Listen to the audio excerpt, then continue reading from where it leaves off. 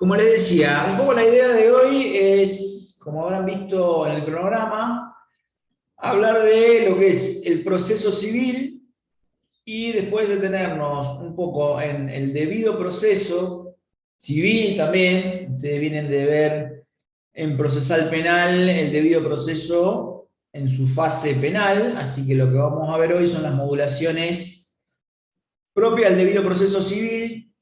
Y vamos a conversar un poco sobre acceso a la justicia. Y con eso estaríamos para los temas de hoy. La clase que viene vamos a ver principios procesales y jurisdicción y competencia, si no me falla la memoria. Pero bueno, arranquemos con lo nuestro y con los temas propuestos para el día de hoy. Les voy a compartir pantalla. A ver, a ver, a ver. Esperen,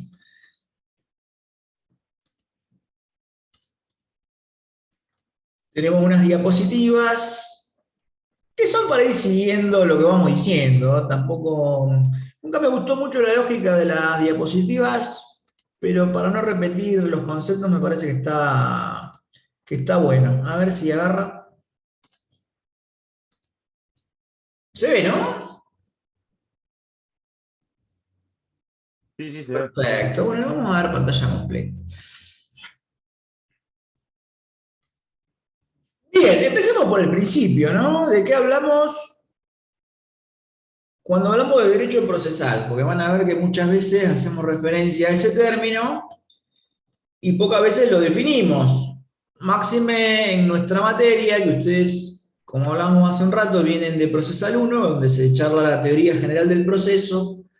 Entonces muchas veces procesal civil arranca por principios procesales, dando por asumido que el concepto de proceso ya está dentro.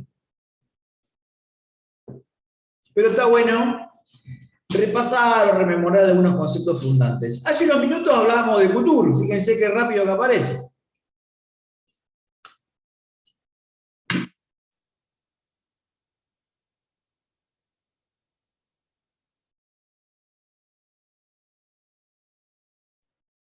Bien, Couture, lo loco que tiene es que es uruguayo, no es argentino.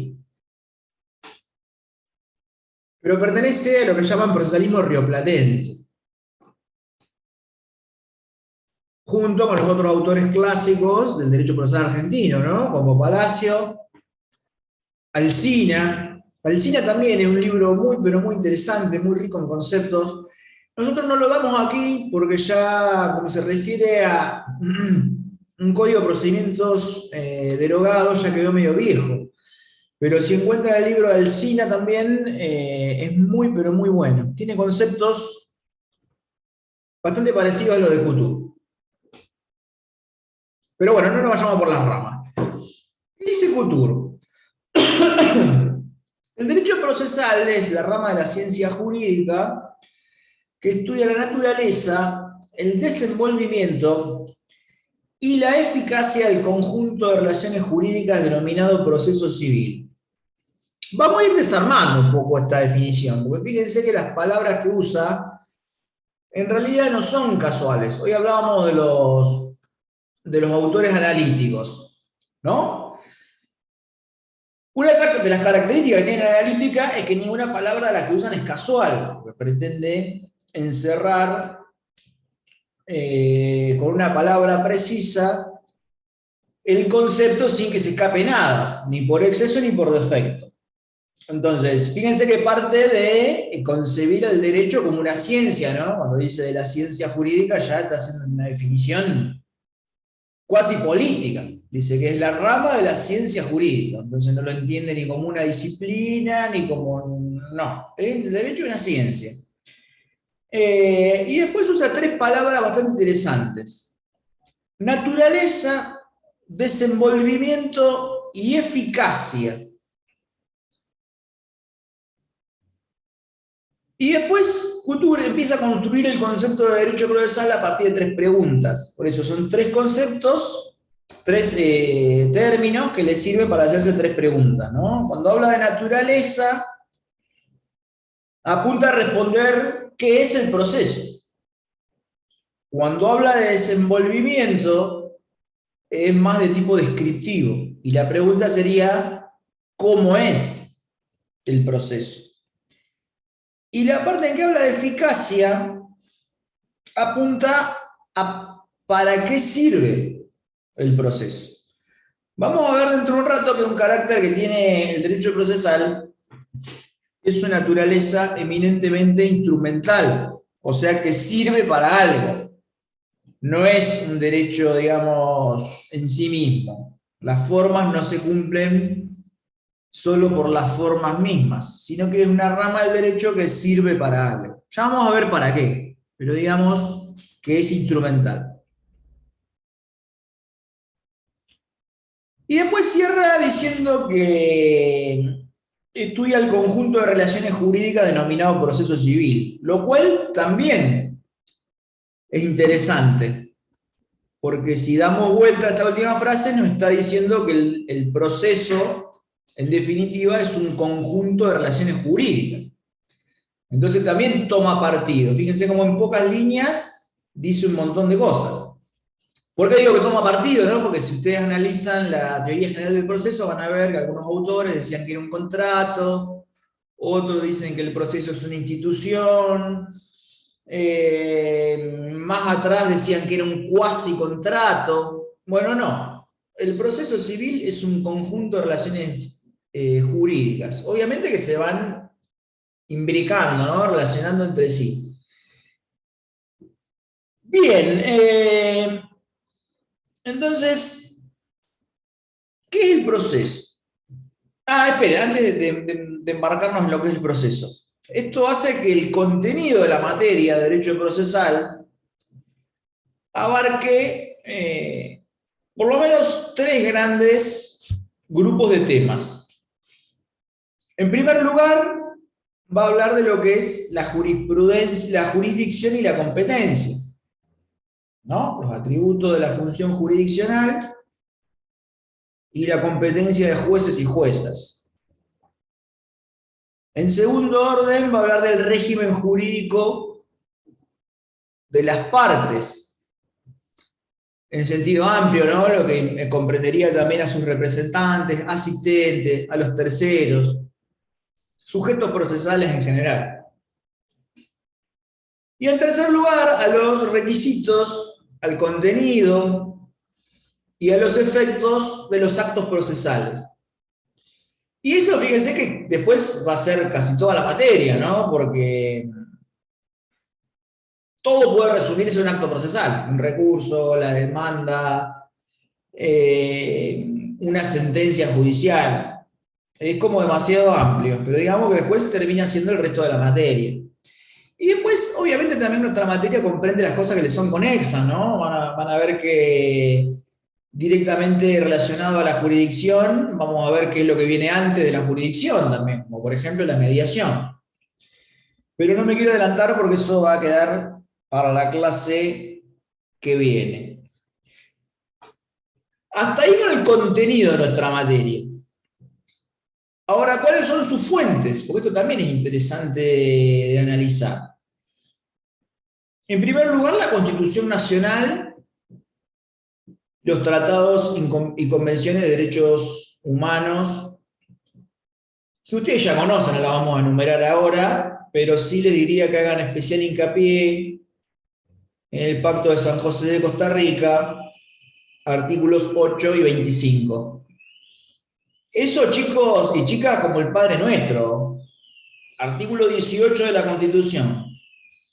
El 8 y el 25 del Pacto de San José y el 15 de la Constitución bonaerense tienen que salir muy fluidamente. Yo no sé, es un fenómeno medio raro, ¿no? Ustedes ya son de la generación post-94. Y hay muy poco tratado internacional. Cuando a veces evaluamos la mesa libre, vemos que la Constitución más o menos, ahora de tratado estamos complicados. Antes se podía justificar en que los alumnos y alumnas venían de la Constitución vieja, bueno, pero por favor les pido, chicos y chicas, hagan hincapié en esto que tiene que salir fluido. Es casi le diría pregunta de examen. 8 y 25 y del Pacto de San José de Costa Rica y artículo 15 de la Constitución bonaerense. Otro texto también medio despreciado por los estudiantes en la mesa libre, la Constitución local, que justo acá es clave porque es la única norma que habla de garantizar la tutela judicial continua y efectiva. La única norma de derecho local que lo dice así tan expresamente. Garantizar la tutela judicial continua y efectiva. Bien, cerramos paréntesis. Obviamente que el derecho procesal pertenece al derecho público, chicos, que no los engañe el carácter civil, porque a veces uno tiende a pensar que, bueno, es civil, entonces será de derecho privado, y bueno, el derecho procesal sería, digamos, disponible. Bueno, no. El derecho procesal es de carácter eminentemente público, lo que lo hace indisponible para las partes, salvo algunos supuestos muy puntuales donde puede haber convenciones procesales. La verdad que en su mayoría es de un carácter de orden público e indisponible.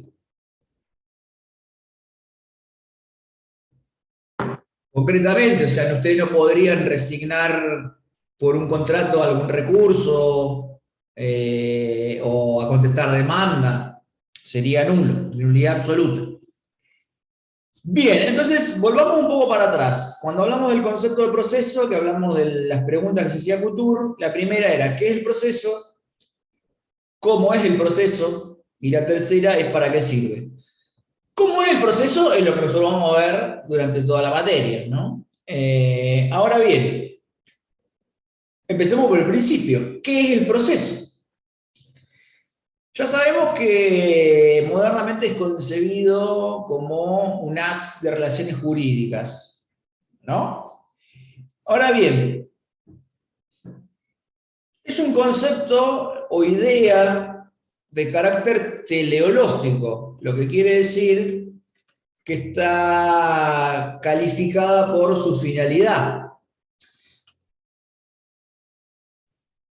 Y en este sentido, Couture también dice, guarda, ¿no? Guarda, porque una secuencia o serie de actos que se desenvuelven progresivamente no necesariamente es un proceso. Hasta ahí podemos llegar a tener lo que los autores califican de procedimiento, ¿no? Una secuencia o serie de actos. No es cualquier secuencia. Tiene que tener como objeto resolver mediante un juicio de autoridad los conflictos sometidos a su jurisdicción. Pero además es una idea calificada por el fin, que es alcanzar la paz social mediante un fallo justo. Y esto es lo que le da la pincelada de proceso y lo distingue del procedimiento. O sea, cuando ustedes ven una secuencia o serie de actos que se desenvuelven progresivamente hacia algo, eso es un procedimiento. Si yo digo, comprar la cebolla, lavar la cebolla, pelar la cebolla, picar la cebolla, eso es un procedimiento. Porque es una secuencia o serie de actos que se van desenvolviendo progresivamente. Ahora guarda, porque el proceso, por lo menos en sentido moderno, democrático y republicano, es una idea calificada por el fin. Y ese fin es alcanzar la paz social mediante un fallo justo.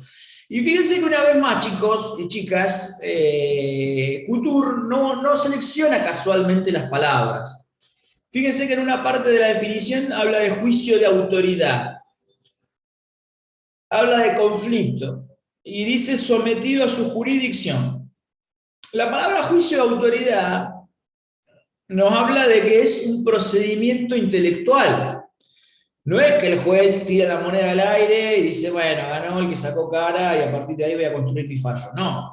Esto ustedes tienen que conjugarlo con un montón de cosas que vamos a ver y otras que ya vieron. Como por ejemplo, el Código Civil y Comercial, que habla de la sentencia judicial razonablemente fundada. O sea, es un juicio en sentido lógico, racional. Habla de conflicto, fíjense que dice, juicio de autoridad, mediante un juicio de autoridad el conflicto sometido a su jurisdicción.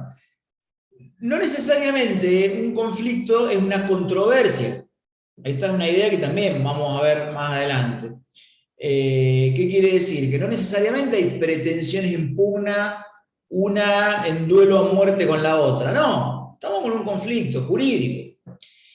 Y después, la palabra jurisdicción tampoco es casual, porque la jurisdicción es una función de la República, que se distingue claramente de la legislación y de la administración. Pero eso después lo vamos a ver en alguna clase venidera, que creo que es la que viene. Entonces, no hace una selección casual de cada una de las palabras. Ojo, ustedes estarán pensando en este mismo momento. Hay muchos conceptos indeterminados en lo que dice el maestro Couture, ¿no? Alcanzar la paz social. ¿Qué será la paz social? Bueno, en criollo, chicos, es que la gente no se agarre de las mechas en la calle reclamándose pretensiones a puñetazos o a los tiros.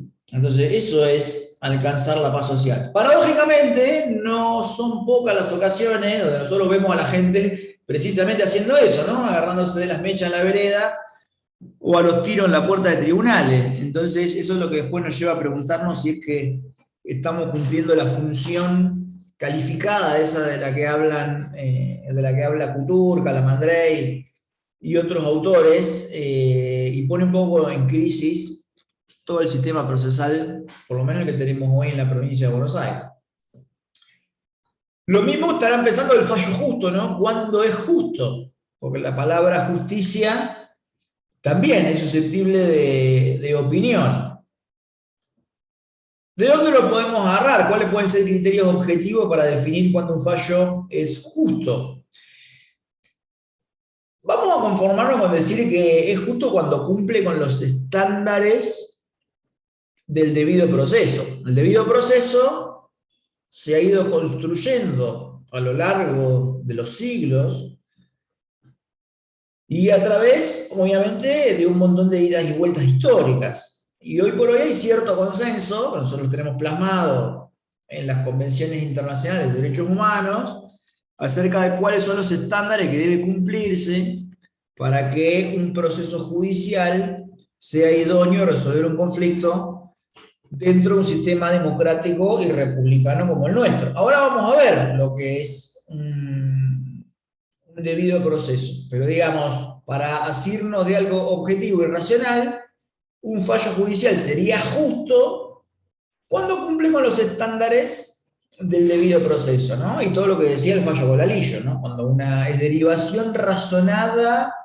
de las circunstancias comprobadas dentro de la causa. No persigue una justicia divina o trascendente. No, es un poco más humilde la cuestión. Mientras cumpla con los estándares del debido proceso, está perfecto. O sea, repasemos. Cuando Couture se pregunta qué es el proceso, bien, es sí una secuencia o serie de actos que se desenvuelven progresivamente. Ahora, está calificado por el fin. ¿Ese fin cuál sería? Resolver el conflicto mediante un juicio de autoridad. Esto es una sentencia razonablemente fundada,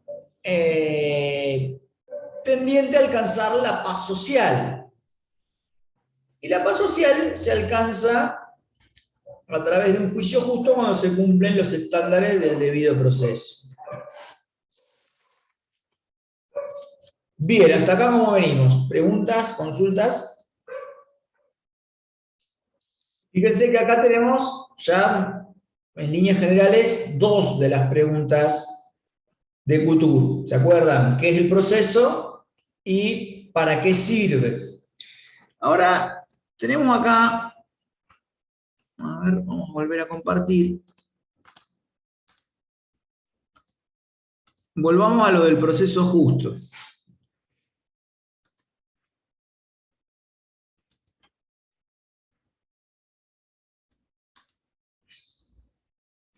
Fíjense lo que dice Calamandrei. Calamandrei tiene un escrito que en realidad es un discurso, se llama Proceso y Justicia,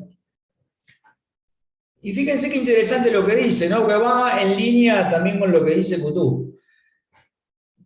La finalidad del proceso es alcanzar la paz social, pero no mediante cualquier resolución autoritaria del litigio. Busca la discusión del mismo según la verdad y la justicia. Ahora, el tema verdad también es polémico. No se sabe bien qué es la verdad. Les adelanto que no es una verdad, es como la justicia, no es una verdad trascendente o religiosa. Y acá donde aparece el fallo Golalillo de la Corte Suprema de Justicia de la Nación. Fíjense que dice: el proceso no puede ser conducido en términos estrictamente formales. No se trata, ciertamente, del cumplimiento de ritos caprichosos, sino del desarrollo de procedimientos destinados al establecimiento de la verdad jurídica objetiva que es su norte. Entonces, fíjense esto último, ¿no? Habla de la verdad jurídica objetiva. ¿Y cuál es la verdad jurídica objetiva? Otro párrafo de Golalillo que obviamente lo va a transcribir acá, que va a quedar larguísimo, ¿no? Es resolver según las circunstancias comprobadas, perdón, el fallo tiene que ser una derivación razonada del derecho vigente según las circunstancias comprobadas en la causa. Ahí está la onda. Cuando se habla de verdad jurídica, no es una verdad, la verdad de Dios. No, es la verdad según las constancias que nosotros podemos encontrar en el expediente y de conformidad con el derecho vigente.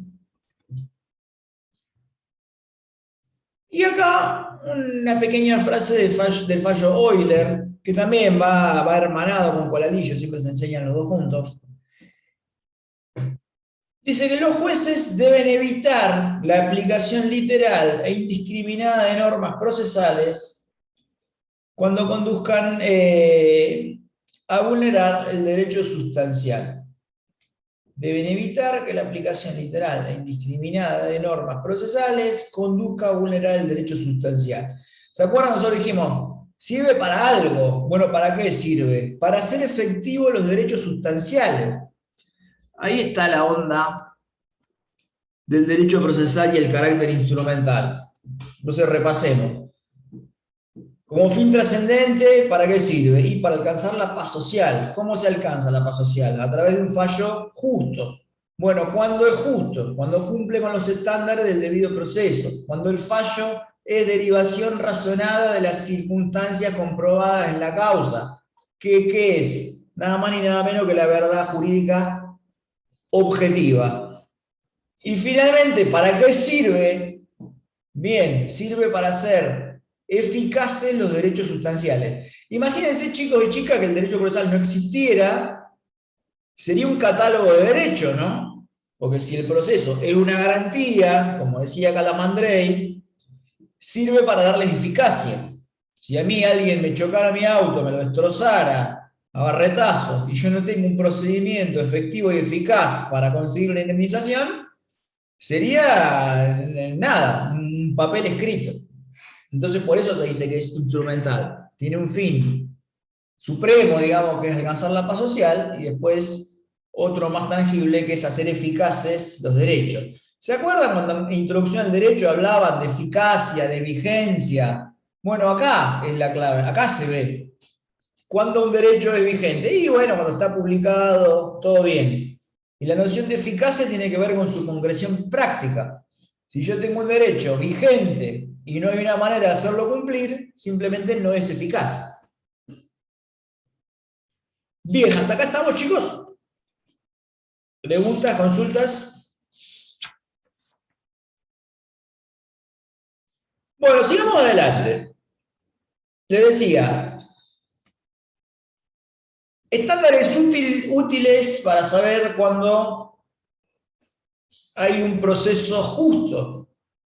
Bien, ahí entramos a considerar al debido proceso en su dimensión actual. ¿Por qué hablamos del debido proceso en su dimensión actual? Porque como todas las instituciones jurídicas han tenido una creciente evolución. No es lo mismo hablar del debido proceso en el siglo XIX que hablar de debido proceso hoy. Ustedes esto lo han visto en derecho constitucional, ¿no? Las etapas del constitucionalismo. Cuando nace el constitucionalismo norteamericano, la igualdad era concebida en términos estrictamente formales. Y en este sentido, se contentaban con que las personas tuvieran el derecho a ser oídas. Nada más. Posteriormente, a lo largo del tiempo, con el progreso de otro tipo de derechos, más allá de los que son políticos o individuales, empiezan las preocupaciones por la igualdad en sentido material. Y esto es lo que ustedes han visto como constitucionalismo social, o bien el constitucionalismo después de la Constitución de Weimar de 1919, la Constitución de México, y el derecho nacional, la del 57 más la reforma del 94. Fíjense que progresivamente los derechos constitucionales se amplían y van teniendo como norte la igualdad real de oportunidades y de trato. Entonces se abandona esa igualdad formal que se contentaba nada más con la igualdad de la ley, ¿se acuerdan? Y el derecho a ser oído. Y se empieza a preocupar por la igualdad material que dentro del proceso va a implicar un montón de modulaciones que van a ser a la tutela judicial continua, efectiva, y a instituciones que tratan de proteger a los vulnerables, a sectores tradicionalmente desaventajados dentro del proceso. Entonces repasemos. El debido proceso, en términos clásicos y formales, ustedes los van a encontrar en el artículo 18 de nuestra Constitución Nacional, en su parte dogmática. Ustedes saben que eso en el 94 ni se tocó. Entonces es un fiel exponente del debido proceso de principios del constitucionalismo.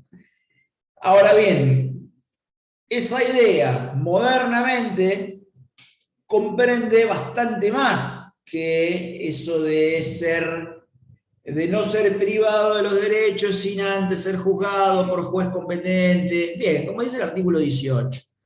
Hoy comprende mucho más, comprende la garantía del acceso a la justicia, que incluye también la permanencia.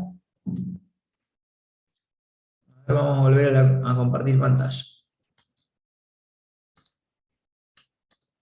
Porque claro, después cuando los autores se empiezan a preocupar por el acceso a la justicia, bueno, pero no solamente es el acceso, hay que garantizar el acceso y la permanencia dentro del proceso. Ya vamos a ver cuáles son los obstáculos y cuáles son las herramientas. Nada más, ahora hacemos una presentación del tema en general. El debido proceso en su dimensión actual también se preocupa por el proceso justo, que es lo que charlábamos hace apenas unos minutos. Y finalmente comprende también la ejecución en un tiempo eficaz y oportuno. O sea, fíjense todo lo que avanzamos, ¿no? Al comienzo solo era preservar el derecho a ser oído y una igualdad ante la ley meramente formal. Hoy el debido proceso comprende todo esto que nosotros estamos analizando ahora.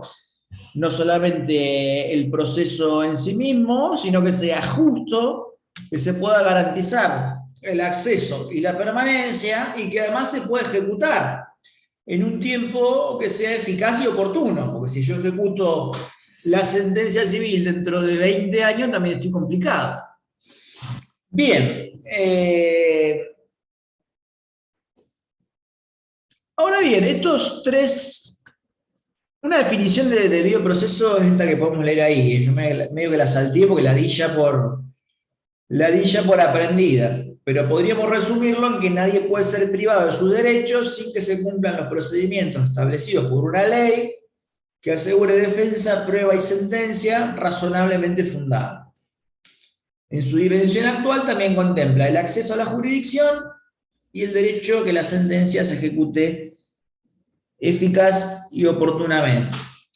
Ahora bien, cada uno de estos tres tópicos que nosotros podemos mencionar como contenido del debido proceso en su dimensión actual, también podemos ir a su vez desmenuzándolos. Bueno, cuando hablamos de un proceso justo, rápido, sencillo y eficaz, vamos a ver que aparecen un montón de subprincipios. Los autores modernos están de acuerdo en catalogar al debido proceso como una garantía fundante. Si alguien les pregunta cuál es la naturaleza, si es un derecho, o sea, qué es, el debido proceso aparece como una garantía, pero una garantía de carácter fundante, porque fíjense que incluso si nosotros nos pusiéramos a hablar de garantías, no todas tienen la misma jerarquía. El debido proceso, en ese sentido, es piedra basal de poder ejercitar las demás, porque fíjense que, volvemos a lo que hablábamos hace un rato, si no hubiera proceso, si no hubiera una herramienta para materializar el derecho sustancial, estaríamos más que complicados. Por eso es que autores como Gossaini hablan de, y Benedetti, Seneca Celaya, un libro que puede ser conocido para ustedes también, habla del debido proceso como una garantía fundante. Bien, les decía, cada uno de estos a su vez pueden ser desarmados en un montón de subgarantías. El acceso a la justicia ahora lo vamos a ver más específicamente, ¿no? Pero yo les propongo que lo veamos más como tutela judicial continua y efectiva. ¿Por qué lo decimos así? Porque fíjense que esto tiende a garantizar una tutela permanente. Salgamos por un momento del civil.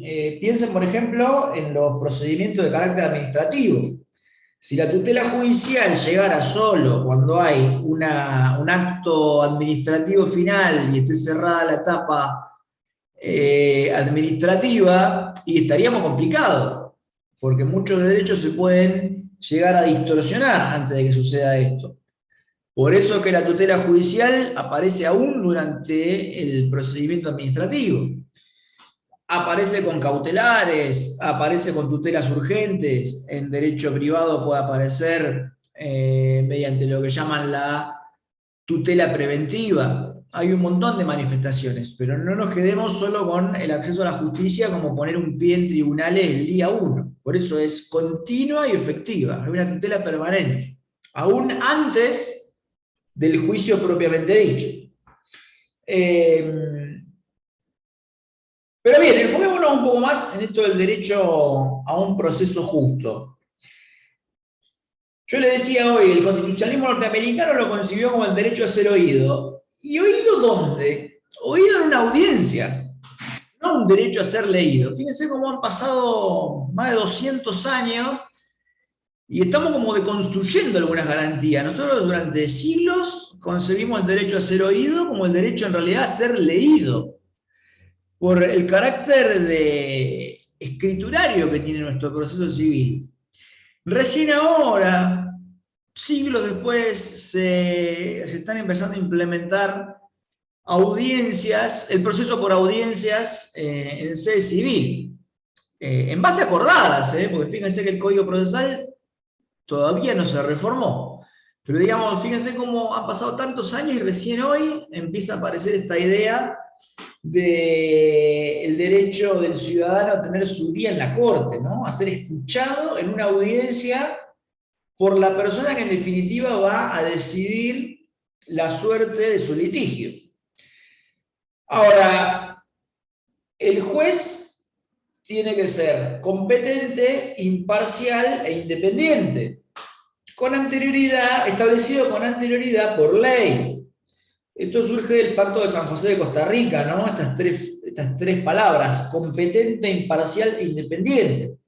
Que fíjense que tienen mucho por decir, ¿no? Competente quiere decir, significa, mejor dicho, que la distribución del trabajo entre jueces sea hecha con anterioridad por una ley en sentido formal, esto es, dictada por el Congreso o bien por la legislatura, o sea, no ley en sentido formal, que podría incluso entrar ahí un decreto o una ordenanza.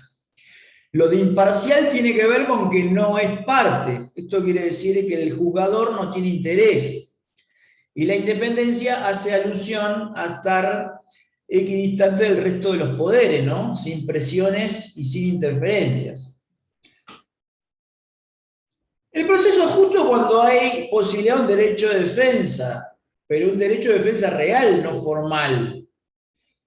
Los autores modernos suelen decir bilateralidad en igualdad de armas. ¿Esto qué quiere decir? Que muchas veces el proceso tiene que equilibrar puertas para adentro. Fíjense, por ejemplo, ¿no? Para que puedan entenderlo a partir de algo más palpable. Los consumidores y usuarios, si ustedes leen la ley 24240, van a ver que tienen, más allá de derechos sustanciales, un montón de ventajas de carácter procesal. Entonces, esto es bilateralidad en igualdad de armas. La ley procesal equilibra. ¿Y cómo equilibra? Dando ventajas al vulnerable, como por ejemplo, distribución de cargas probatorias dinámicas, el beneficio de la gratuidad,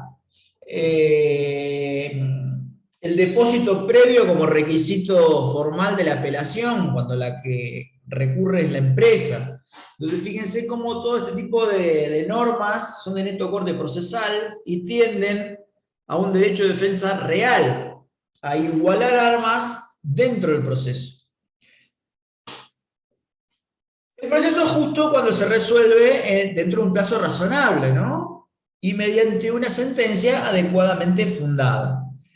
No hay un plazo objetivamente razonable. Razonable es en relación al tipo de controversia. Si la controversia es algo complejo, bueno, puede durar un poco más. Ahora, si el caso es simple, debiera durar poco. Esto que parece tan obvio ha sido motivo de varias condenas al Estado argentino por parte de la Corte Interamericana de Derechos Humanos por violación a la garantía de plazo razonable.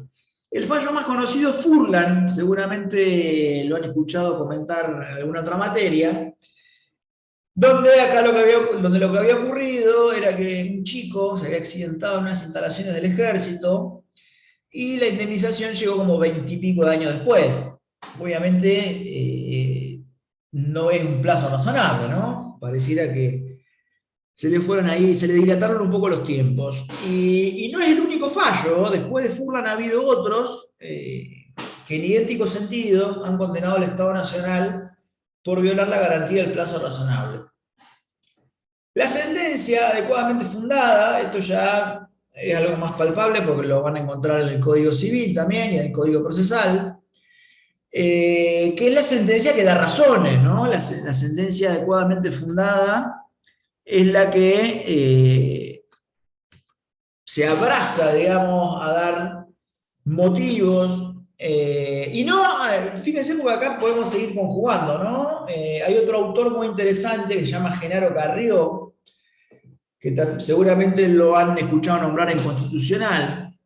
Genaro Carrió lo que hizo fue catalogar las causales de arbitrariedad de las que hablaba la Corte Suprema de Justicia de la Nación en diversos, digamos, grupos. Tampoco los quiero cargar tanto de información. Pero en uno de los casos hablaba de la sentencia aparentemente fundada, ¿no? Entonces, la sentencia fundada no es la que da razones tiradas al revoleo, o un copiar y pegar, o adaptar lo mismo que se dijo en otra sentencia al caso puntual. No, esa es la sentencia que puede llegar a estar aparentemente fundada. La sentencia tiene que estar adaptada al caso concreto, a las razones de por qué se decide lo que se decide, obviamente fundada en texto legal, ¿no? O mínimamente en precedente de jurisprudencia si es que la cuestión no está arreglada. Pero digamos, la fundamentación de la sentencia va por ahí. Fundar es dar razones. en la construcción de la sentencia como un silogismo racional, donde la premisa mayor son los hechos, la premisa menor es el derecho, y la conclusión es la decisión judicial. Obviamente que esto también está en el Pacto de San José de Costa Rica y los tratados, ¿no? Cuando hablo del artículo 3 del Código Civil y Comercial, es lo que tradicionalmente llaman la constitucionalización del derecho privado, ¿no? Cuando las normas fundamentales se proyectan en la codificación, en este caso civil. Bien, sigamos adelante. ¿Cómo se iguala también a las partes dentro del proceso? Bueno, cuando hay derecho a una asistencia técnica gratuita y de calidad. Porque fíjense cómo hasta acá yo podría decir, bueno, los consumidores, sí, todo bien, pero después, si no hay el derecho a acceder a una defensa técnica gratuita, estamos en problema. Y además de calidad, pues yo podría dar defensa técnica gratuita y que sea una porquería. Bueno, no, de calidad. Más adelante en el proceso, ya cuando hablamos de la defensa, incluye también el derecho a que la prueba sea correctamente valorada, sin incurrir en omisiones, en arbitrariedad, en absurdo. Fíjense cómo también se vincula con lo que es la fundamentación de la sentencia. ¿Por qué? Porque si ustedes dan vuelta a la moneda, ¿cuál es la sentencia razonablemente fundada? Y la que no incurre en absurdo o en arbitrariedad. Hoy hablábamos también de acceso a la justicia. Bueno, la flexible recepción de medidas cautelares y de tutela preventiva, esto también forma parte del proceso justo. Pues si yo tengo un proceso hermoso y no tengo una tutela cautelar que pueda proteger el objeto de ese proceso hasta la sentencia definitiva, también puedo llegar a estar en problemas.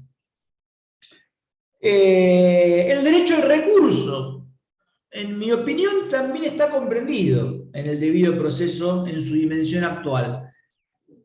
La verdad es que en el proceso civil, hoy la opinión mayoritaria es que el derecho al recurso es una garantía de rango legal, no convencional.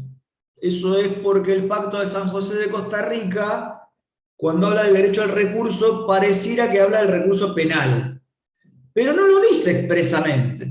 Entonces yo ahí me permito disentir con la mayoría de los autores y la jurisprudencia, porque si no distingue la ley, nosotros tampoco debiéramos hacerlo. En ningún lugar dice, no, esto es solo para penal. Claro, de los términos que usa la redacción, se puede llegar a colegir que es penal, pero la verdad es que no distingue. ¿Por qué la jurisprudencia dominante va para el lado de garantía de rango legal? Porque ustedes piensen que a nivel local hay muchos procedimientos que no tienen recursos, por lo menos de tipo ordinario. Y no hay que ir demasiado lejos. El procedimiento laboral de la provincia de Buenos Aires es tribunal colegiado en instancia única. No hay recursos ordinarios. Si yo pido un juicio laboral, ¿qué tengo? El recurso extraordinario de inaplicabilidad de la ley. No hay cámara de apelación del trabajo. Está bien, la ley se reformó y cambió el procedimiento laboral, pero todavía no se implementó, chicos. Si ustedes buscan la ley de procedimiento laboral, van a ver que habla de jueces del trabajo, habla de cámara de apelación del trabajo. Bueno, no se implementó, no se abrió ni un juzgado. Tuvo mala suerte la nueva ley, ¿no? Porque salió y después vino la pandemia. Pero bueno, ya hace bastante que salimos de eso y todavía no hay novedades en ese sentido. No hay juzgado del trabajo y no hay cámara del trabajo. Hasta hoy seguimos con tribunal colegiado de instancia única. Entonces yo creo que por ahí va la jurisprudencia. Ustedes saben que detrás de toda sentencia también hay motivos que son políticos y económicos. Tremendo lío sería decretar la inconstitucionalidad de ese proceso, de ese tipo de procesos, por no cumplir con la garantía del doble conforme de rango convencional. Entonces yo creo que por eso la jurisprudencia viene diciendo que es una garantía de rango legal, porque si tuviera que abrazar la tesis más amplia, tremendo lío se armaría con los fallos, por ejemplo, de la justicia del trabajo. pero digamos una interpretación progresista me llevaría a pensar que el doble conforme incluye también a lo civil. Civil en el sentido amplio, ¿no? En el sentido de no penal, ¿no? A eso me refiero. Y es la jurisprudencia también de la Corte de Naciones, no solamente en la provincia de Buenos Aires, sino que es jurisprudencia dominante de nación. El derecho al recurso es una garantía legal, de rango legal, para todo lo que es no penal. Y el proceso justo finalmente comprende algo que ya dijimos, que es que la sentencia pueda ser ejecutada en un tiempo razonable, a un costo razonable, y que sea efectiva. Fíjense, chicos y chicas, que esto que parece tan obvio es bastante difícil de que se vea en la práctica. Miren este ejemplo, que quizás alguno de ustedes lo conozca. En la justicia federal previsional es muy raro que los jubilados cobren su reajuste.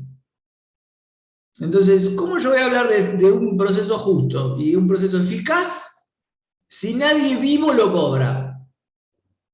O sea, parece sí, parece, si no fuera trágico sería hasta cómico. No hay un juicio previsional que lo cobre el actor, porque la mayoría se mueren antes y terminan formando parte del acervo sucesorio. La verdad que es dramático, pero bueno, es lo que tenemos. Bien, hasta acá cómo venimos, chicos, ¿estamos? ¿Preguntas? ¿Consultas?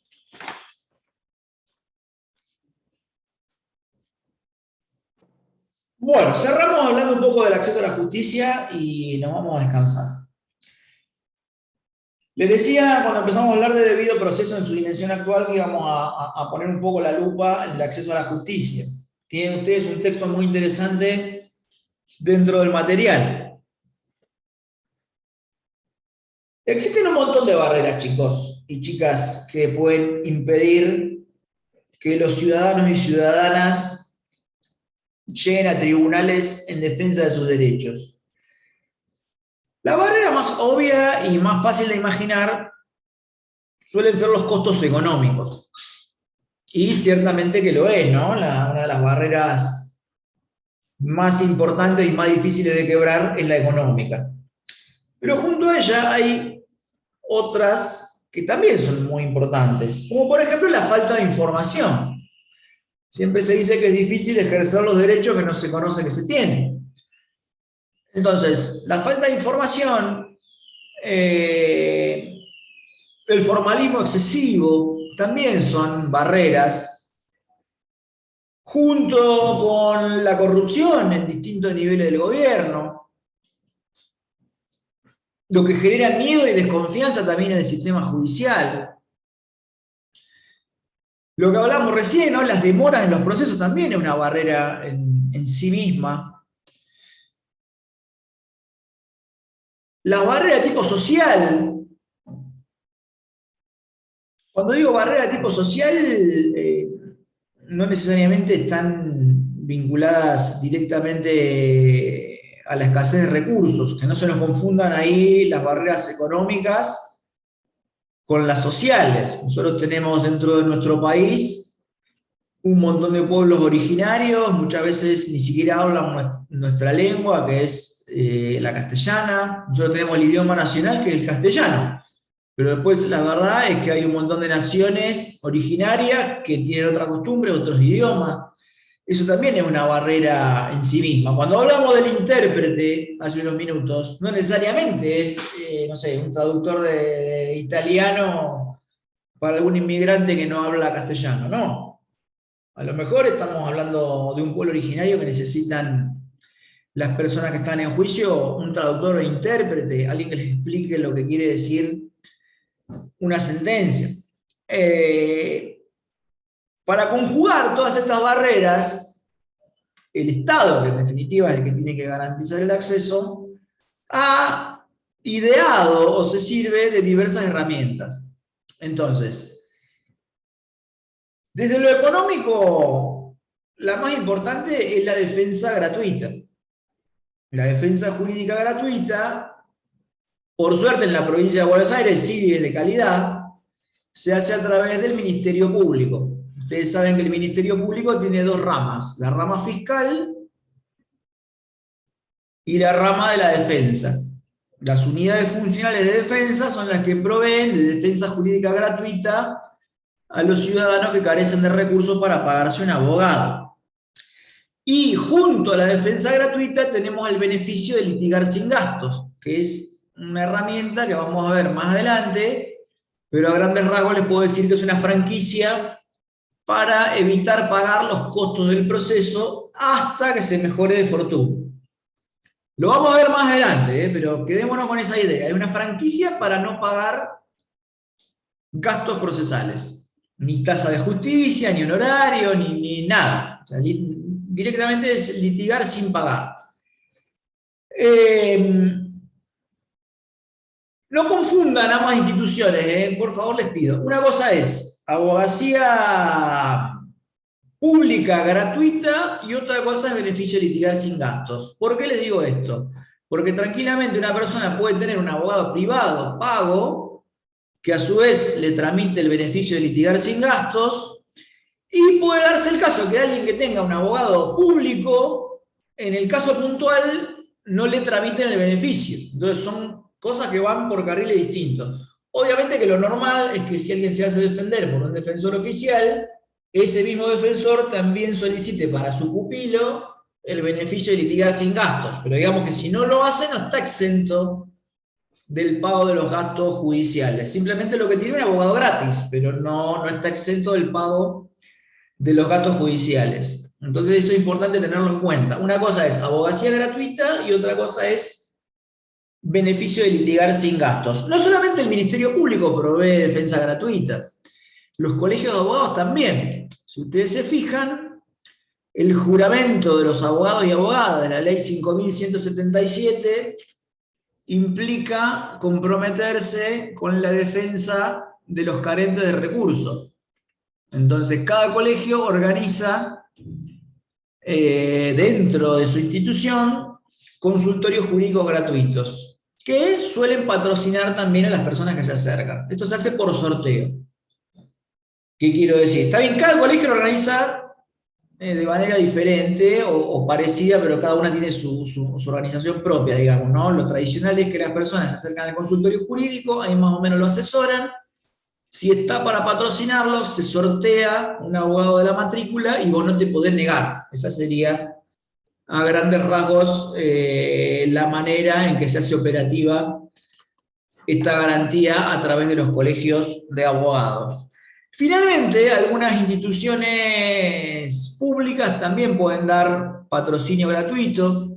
Las defensorías del pueblo, ya sea la nacional o las provinciales, suelen tener, ya con recursos más limitados, ¿no? En este sentido, digamos que la función primaria es del Ministerio Público, en forma secundaria pueden cubrir los colegios, y ya después instituciones como el Defensor del Pueblo o algunas ONG ya tienen una intervención mucho más limitada, sobre todo por los recursos con los que cuentan, ¿no? Para solventar las barreras de tipo cultural, suelen establecerse planes estatales, ya sea o bien de difusión de derechos en general, o bien programas de asesoramiento, como por ejemplo los CAG, o el plan Atajo del Ministerio Público Federal. ¿Los han escuchado hablar alguna vez? Los CAG son los Centros de Acceso a la Justicia, y el programa Atajo lo que consiste es en llevar el Ministerio Público a los barrios. Entonces suele haber o bien trailers del Ministerio Público o bien locales en barrios, o sea, no en el centro.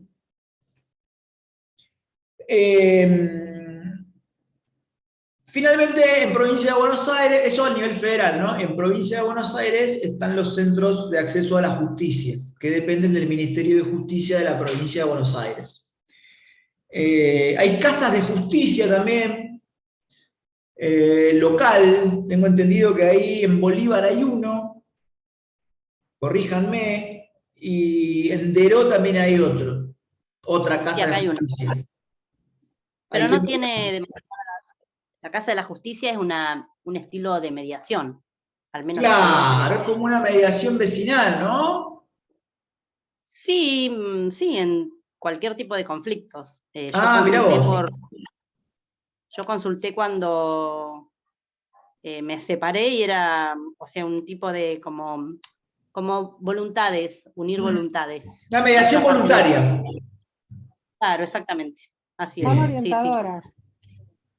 Claro, es para Claro. ver si las partes pueden autocomponer por sí mismas. Bien, yo les pregunto Claro. porque acá no hay. En La Plata no hay. En Bragado también. En Bragado hay Ah, una. mirá vos. Mirá qué Bueno, bueno. depende. Y son de la provincia. La idea es no judicializar, ¿no? De alguna manera para que. Los municipios también suelen organizar a veces centros comunitarios de mediación. Acá por temas vecinales, precisamente. Bien, del municipio de Bolívar, Ah, no, 9 de julio, perdón. de 9 de julio. Bien, bien, bien, bien. Después tenemos, bueno, las tutelas procesales diferenciadas también son herramientas de acceso a la justicia. Esto es lo que comentábamos hace unos minutos cuando dábamos como ejemplo a los consumidores y usuarios. El hecho de que la ley le dé una tutela preferente a un colectivo vulnerable, eso también es una garantía para preservar el acceso a la justicia. Y les digo más, existe también lo que autores como Roberto Berizonce habla de técnicas orgánico-funcionales.